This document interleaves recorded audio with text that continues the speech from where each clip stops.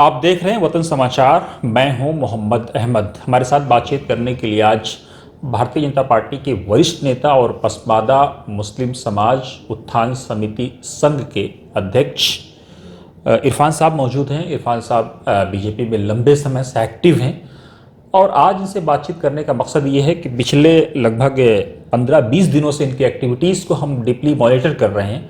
वक्फ amendment bill पर जिस पर खुद बीजेपी यानी इनकी सरकार, जो केंद्र में एनडीए के नेतृत्व वाली सरकार है, वो घिरी हुई है। और पहली बार ऐसा हुआ है पिछले 10 सालों में, अगर हम देखें, या 11वां साल जो शुरू हुआ है, कि कोई बिल मुस्लिम से रिलेटेड जेपीसी यानी जॉइंट पार्लियामेंट्री कमेटी को भेजा गया हो। इरफान साहब भी उसमें काफ़ी एक्टिव हैं, एक एग्रेसिव रोल प्ले करने की कोशिश कर रहे हैं। जगदम्बिका पाल जो जेपीसी के चेयरमैन हैं, उनसे मिल चुके हैं, और जो कंसर्न मिनिस्टर हैं माइनॉरिटी अफेयर्स के किरेन रिजिजू, आज आप उनसे भी मिले हैं। इरफान साहब, मेरा पहला सवाल यही होगा, थोड़ा सा तीखा है हालांकि, कि भारतीय जनता पार्टी को एंटी मुसलमान समझते हैं कि मुसलमानों की विरोधी है। आप भी उसी का एक पार्ट हैं, भाजपा का, और लंबे समय से पार्ट हैं, जबकि वक्फ अमेंडमेंट बिल पर आप काफ़ी एक्टिव और सक्रिय नज़र आ रहे हैं। नहीं, सबसे पहले तो मैं आपको जो है वतन समाचार चैनल को मुबारकबाद देना चाहता हूँ, क्योंकि वो देश की कुछ भी ऐसी जो है घटनाएं होती हों या कुछ अक़लियतों से रिलेटेड अगर कुछ इशूज हों, तो आप खुलकर जो है, आप और आपका चैनल जो है उस पर अपनी बात भी लोगों से करते हैं और राय भी सबसे लेते हैं। तो उसके लिए तो मैं आपको अहमद साहब मुबारकबाद देना चाहता हूँ। और रही बात जो वक्फ अमेंडमेंट बिल 2024 की है और भारतीय जनता पार्टी की बात की है आपने, तो आज या हम परसों जब मिले थे जगदम्बिका पाल जो चेयरमैन साहब हैं हमारे जेपीसी के, तो पसमानदा मुस्लिम समाज उत्थान समिति संघ रजिस्टर्ड के बैनर तले हम मिले थे और मैं उसका जो है चीफ पैटर्न हूँ, मुख्य संरक्षक हूँ, और हमारे सब पदाधिकारी, कुछ ओलोमा हजरात, तो इस तरीके से 12-15 आदमियों का डेलीगेशन जो है वो हम जेपीसी चेयरमैन जगदम्बिका पाल साहब, जो माशाल्लाह एक अच्छी पर्सनैलिटी के मालिक हैं और बहुत ही नरम गो जो है नेता हैं, वो उत्तर प्रदेश में कई बार जो है एमएलए भी रहे, वहाँ के जो है मिनिस्टर भी रहे, बहुत सारी सरकारों में चीफ मिनिस्टर भी रहे, वो एक दिन के वो मुख्यमंत्री भी के भी रिकॉर्ड उनके नाम है। और अभी लगातार जो है चौथी बार जो है वो मेंबर ऑफ पार्लियामेंट लोकसभा के बने हैं।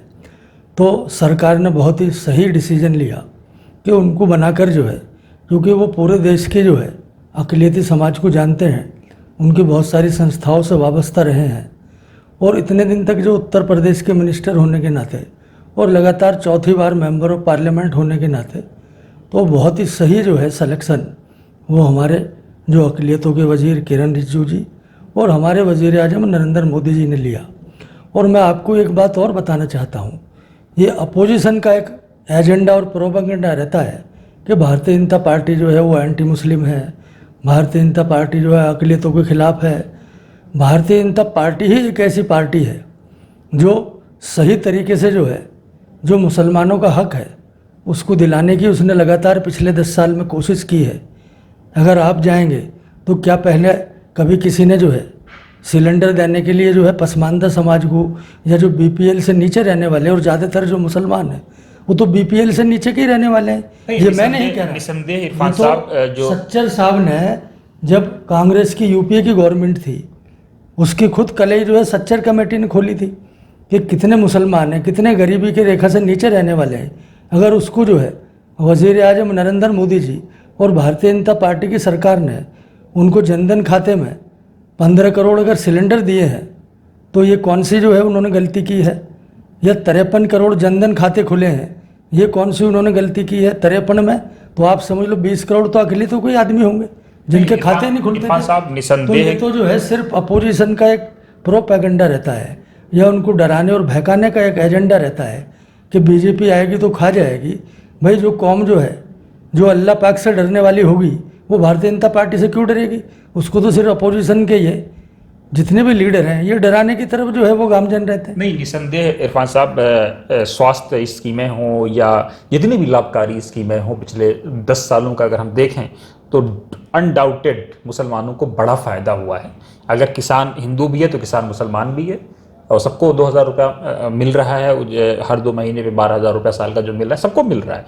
मेरा सवाल ये है कि जो परसेप्शन बनाया गया आप उसको काउंटर नहीं कर पाए, या जो आपकी सेकंड लेयर की लीडरशिप है या मुख्यमंत्री लेवल के जो आपके लोग हैं, जब मुसलमानों से संबंधित कोई ऐसी बात करते हैं मतलब उनको देश से निकालने की या निकाल दो या काट दो या इस तरह की जो बातें होती हैं, जो आपकी सेकंड लेयर की या थर्ड लेयर की जो लीडरशिप है, इवन जो आपका चीफ मिनिस्टर अगर इस तरह की बात करता हो, कल ही अभी हम देख रहे थे आपके चीफ मिनिस्टर को कि जो खाता यहाँ की है और गाता कहीं और की है, तो उसको श्री राम जी का नाम लेना होगा या श्री कृष्ण जी का नाम लेना होगा। इस तरह की जब बातें होती हैं तो आप कैसे अपने समाज को एहसास दिला पाएंगे? आप खुद एक माइनॉरिटी के हैं, मुसलमान हैं, और मुसलमानों के लिए आपके दिल में दर्द रहता है। आप खुद गए ख्वाजा साहब के सुल्तान जी की मज़ार पे, जब वहाँ पे लोग क्या नाम उत्तराखंड में डूब रहे थे, परेशान थे माइनिंग को लेकर के, आपने दुआएं की, इसमें कोई शक नहीं है। लेकिन जो ये परसेप्शन बना हुआ, और जो आपकी तरफ से प्रधानमंत्री ने कहा कि विकास की बात करो, आपकी लीडरशिप तो नीचे वाली विनाश की बात कर रही है।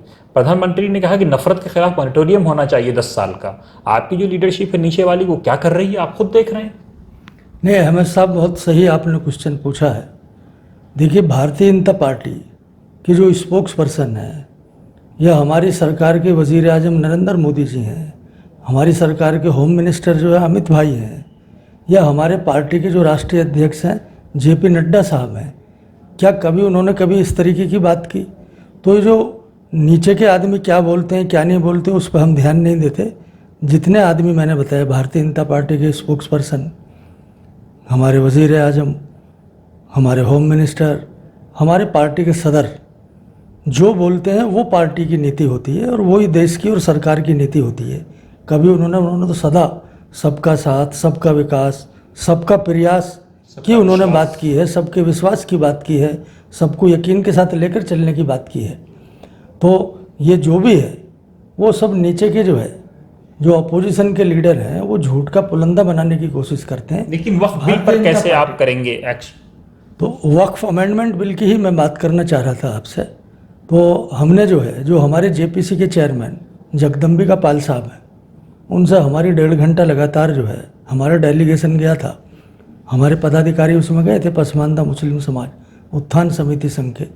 तो हमने उनसे बहुत खुलकर बात की और उन्होंने ये बात जो है हमारी मानी, और ये उन्होंने हमें एश्योर्ड भी किया कि मैं जॉइंट पार्लियामेंट्री कमेटी का जो है चेयरमैन हूँ, और उसमें 31 मेंबर ऑफ पार्लियामेंट हैं, उसमें 10 राज्यसभा के हैं, 21 लोकसभा के हैं, और वो सभी पार्टियों के उसमें मेंबर ऑफ पार्लियामेंट हैं।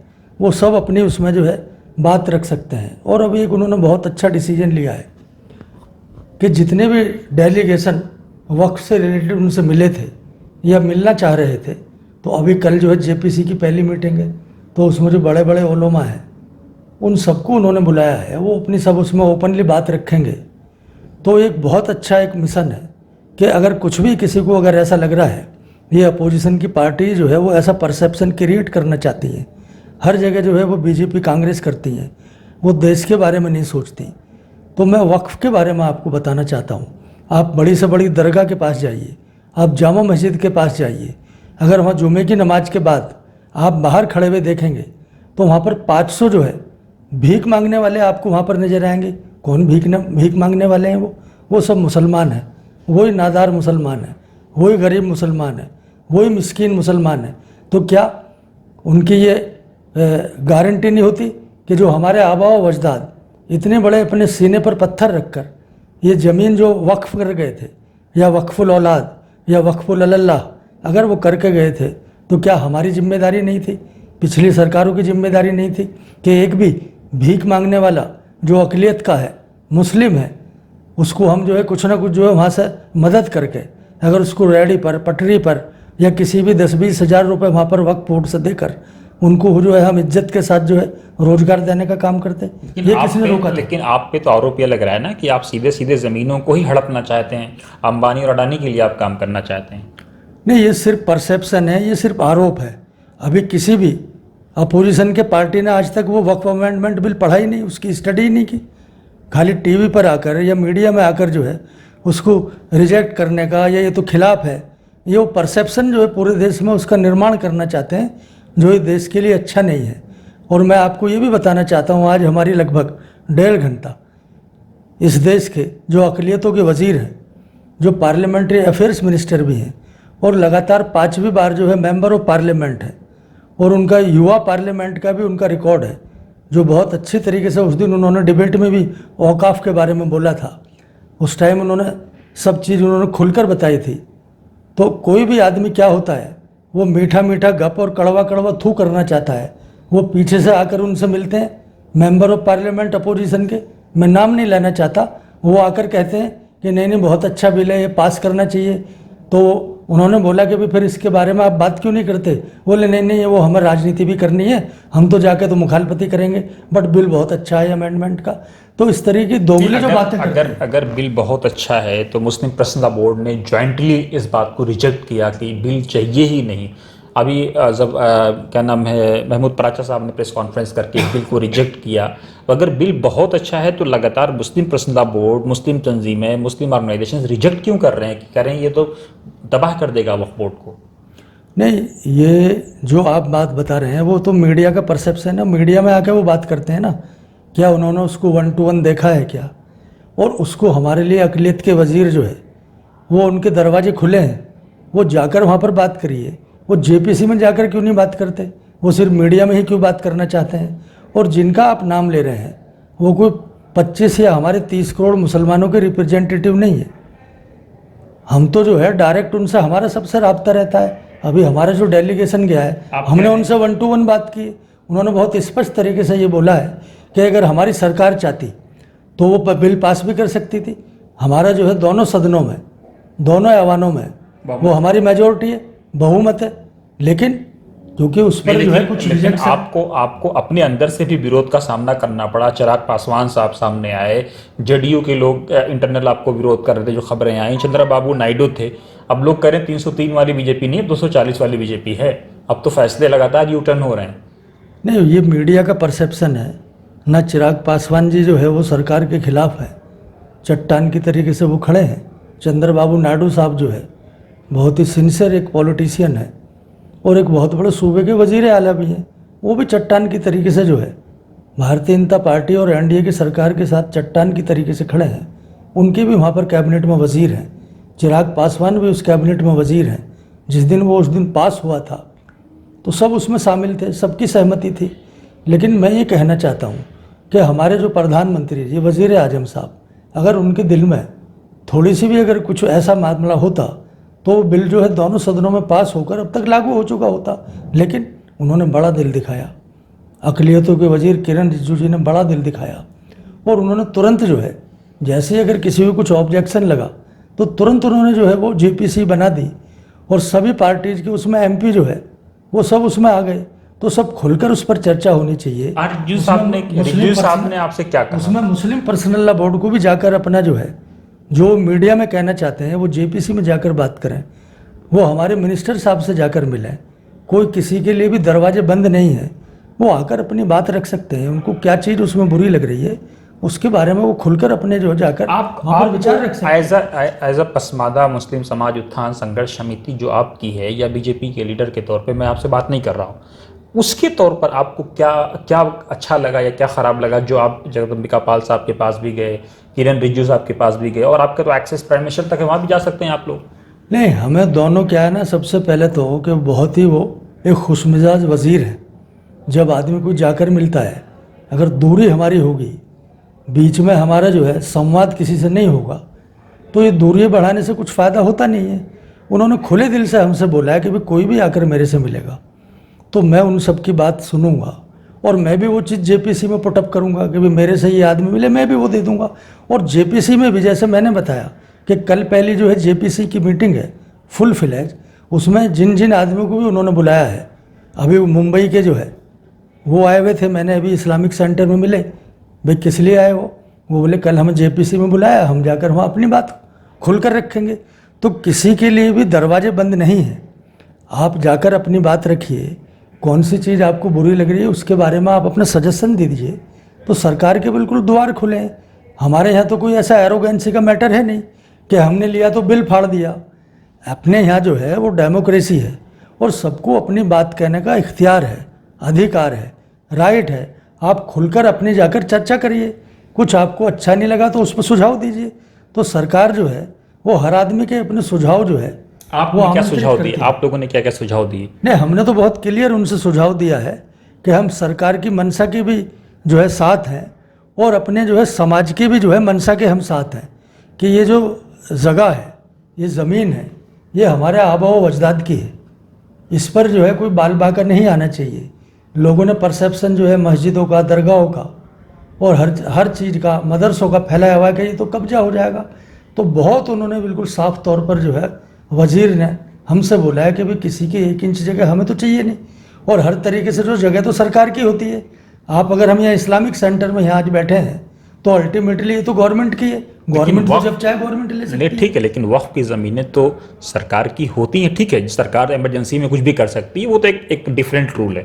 लेकिन वक्फ की ज़मीन तो सरकार की नहीं है ना। वक्फ की ज़मीन तो हमारे बुजुर्गों की, आबा व अजदाद की, हर कम्युनिटी में वक्फ है। सरदारों के यहाँ गुरुद्वारे चलते हैं, हिंदूज़ के यहाँ अलग लॉज हैं वक्फ को लेकर के। तो ये तो इस आप ये नहीं कह सकते। नहीं, मैं तो अलग परसेप्शन की बात कर रहा हूँ कि बस सरकार तो किसी भी चीज़ को चाहे तो ले सकती है, लेकिन उसकी मंशा 1 इंच जगह पर वो चाहते हैं कि जो बड़े बड़े मगरमच्छ हैं उनसे जगह खाली हो, जो गरीब हैं, नादार हैं। अंबानी साहब से खाली करवाएंगे आप? नहीं, कोई भी उसमें आएगा तो उसमें क्या है, जिस किसी ने भी औकाफ की जगह पर अगर इस तरीके से काबिज हैं या तो उसके किराएदार हों। अभी मैं फतेहपुरी मस्जिद का आपको जो है एग्जाम्पल देना चाहता हूँ, मैं कश्मीरी गेट का एग्जाम्पल देना चाहता हूँ, मैं पहाड़गंज का एग्जाम्पल देना चाहता हूँ। वहाँ पर तो हमारे गैर मुस्लिम किराएदार हैं, लेकिन ठीक तरीके से किराएदारी उनसे चल रही है।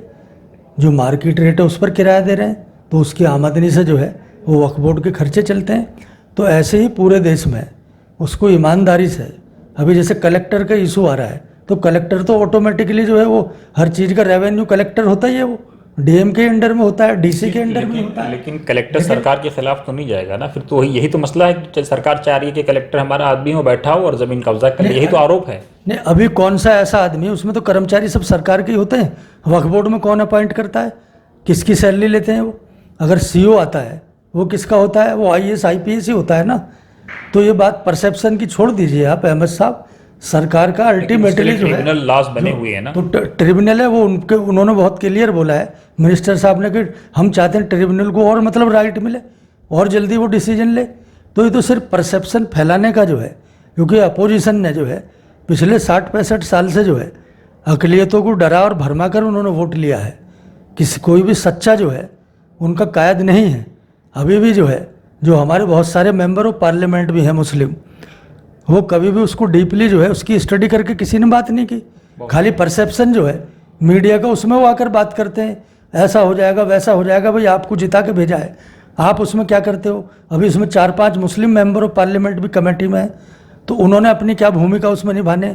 खाली विरोध करने से ही विरोध नहीं होता, आप कंटेक्ट पर बात कीजिए, उसकी पूरी चीज़ को समझिए। अगर आपको कहीं ऐसा लगता है कि सरकार जो है ये ठीक तरीके से इसमें नहीं मतलब जो है पार्ट प्ले करी, तो आप उनको सजेशन दीजिए। आप तो खुद उसके जेपीसी के पार्ट हैं, कौन आपको रोक रहा है? हमारे 4-5 उसमें एमपी हैं देश के, जो उसमें अपोजिशन के पार्टीज़ के हैं, उनको उसमें अपना रोल निभाना चाहिए। तो ये परसेप्शन का सारा खेल है, वक्फ बोर्ड के खिलाफ नहीं है, किसी चीज़ के खिलाफ नहीं है वो। और सरकार पूरी तरीके से अक़लियतों के साथ है, पसमानदा मुस्लिमों के साथ है। वो पूरी तरीके से उनके साथ जस्टिस करेगी, किसी का तुष्टिकरण नहीं करेगी, न्याय पूरे कौम के साथ करेगी। और कुछ आप कहना चाहेंगे? नहीं, मेरा तो सब जो है आपके चैनल के माध्यम से पूरे देश के अक़लियतों के जितने भी जो है हमारी ऑर्गेनाइजेशन है, जितने भी हमारे ओलोमा हैं, या जितने भी हमारे जो है इससे रिलेटेड हैं, वो सब उसको बहुत ही कायदे से उसकी स्टडी करके और जाकर आप जेपीसी में मिलिए और हमारे किरण रिजिजू जी साहब मिनिस्टर साहब से मिलिए। अगर उनसे भी आपका जो है मन नहीं भरता तो आप जो है प्रधानमंत्री जी से, वजीर आजम साहब से टाइम मांगिए। बहुत शुक्रिया इरफान साहब। और सबसे जाकर जो है आप मिलिए, बात करिए, अपनी बात रखिए। और जब तक हम बात नहीं करेंगे तो किसी भी चीज़ का कोई मसला हल नहीं होता है। और ये बहुत ही बड़े दिल से जो है वजीर आजम साहब ने और हमारे किरण रिजिजू साहब ने ये इसमें बड़े दिल दिखाया है। उन्होंने जेपीसी बनाई, इसीलिए तो बनाई कि अगर किसी का कुछ उसमें कुछ प्रॉब्लम आपको नज़र आती तो अपने सुझाव दीजिए। आपने इस पर डिबेट की है अहमद साहब, मैं आपका बहुत शुक्रगुजार हूँ। इंशाल्लाह। जय हिंद, जय भारत। बहुत शुक्रिया। तो ये थे इरफान साहब, इनका साफ कहना है कि शिकवे जुल्मत शब से तो कहीं बेहतर था अपने हिस्से की कोई शमा जलाते जाते। आपका काम है, इरफान साहब ने बहुत साफ स्पष्ट शब्दों में कहा, कठिन सवालों का सामना किया और दिल खोल करके उसका जवाब दे दिया। अगर आपको कहीं भी लगता है कि कुछ गलत हो रहा है, ज्वाइंट पार्लियामेंट्री कमेटी बन चुकी है, आप उस कमेटी के सामने जाएं, अपना प्रस्ताव दें, अपना प्रपोजल दें।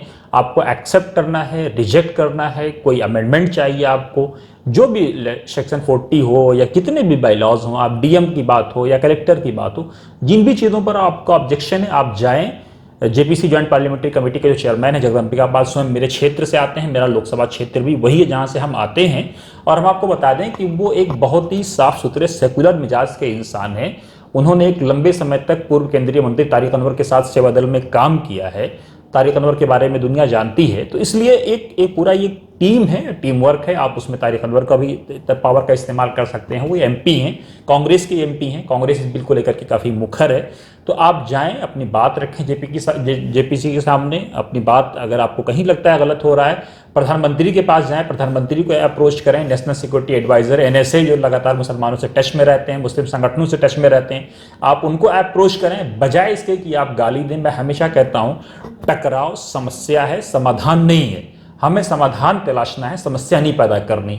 और अगर हम वाकई चाहते हैं कि कोई समाधान हो, तो इरफान साहब जैसे लोग ये खुद कह रहे हैं कि हम सरकार की नीति के साथ हैं, लेकिन हम ये भी नहीं चाहेंगे कि कम्युनिटी के जो मफाद हैं उस पर कोई इफेक्ट आए, कोई आंच आए। ऐसा बीजेपी में कम होता है कि कोई नेता इस तरह से खुल करके बात करे और खुल करके बात कहे। और आप वो नेता जो गाली देते हैं, उनका जवाब आप फूल से दें। हमेशा एक बात याद रखिए, कुरान का ये फलसफा है, इदफा बिल्लती हिय अहसन, कि बुराई का बदला भलाई से दो, फ़इज़ल्लज़ी बैनका व बैनहु अदावतुन कअन्नहु वलिय्युन हमीम। तो आपका जो जिगरी दुश्मन है वो जिगरी दोस्त बन जाएगा। बस शर्त यह है कि हमें अपने मिजाज को बदलना होगा, समस्या की जगह समाधान तलाश करना होगा। और ये तभी होगा जब इरफान साहब जैसे लोगों के साथ आप बैठेंगे, बात करेंगे, कठोर सवाल हों और मुस्कुरा करके उनका जवाब आप उनसे लेते रहें। आप देखते रहिए वतन समाचार। कमेंट बॉक्स में जरूर इंटरव्यू को लेकर अपनी राय दें।